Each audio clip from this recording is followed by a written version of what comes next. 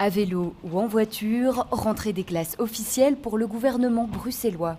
Pas le temps de prendre des vacances cette année. Écoutez, on a déjà fait un premier gouvernement informel juste après la prestation de serment. Et depuis, on est en contact, mais première réunion physique en tout cas. Pas de vacances, surtout pour un gouvernement conscient de s'être fait attendre. On se sent effectivement pressé par le temps pour les Bruxellois et les Bruxelloises. Ils nous attendent depuis 600 jours. J'ai surtout envie, pendant les 3 ans qui nous restent, de faire oublier les 2 ans qu'on a déjà perdus.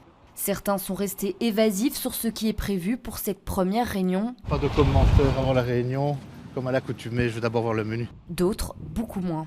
D'abord de faire un budget qui garantit les économies, mais qui garantit aussi l'investissement pour les Bruxellois en social, en santé, en logement.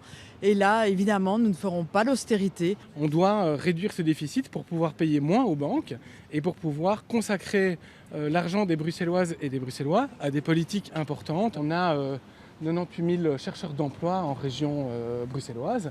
Ça ne va pas. On doit prendre ce problème à bras-le-corps. Secrétaires d'État et ministres se succèdent et parmi eux un invité qui n'est ni l'un ni l'autre, Benjamin Dahl.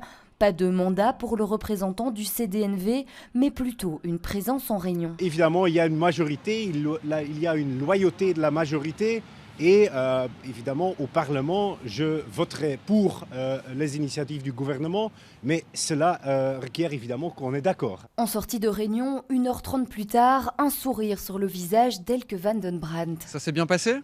Oui, c'est bien passé. Qu'est-ce qui a été abordé aujourd'hui? Plusieurs dossiers. On sait tous que le budget fait partie de l'exercice qu'on doit faire maintenant. On doit traduire tout ce qu'on a décidé. Alors, tous les ministres ont beaucoup de travail. Le gouvernement bruxellois, mené par Boris Diliès, le nouveau ministre-président, a maintenant 3 ans pour s'attaquer à un déficit de plus d'1 milliard d'euros.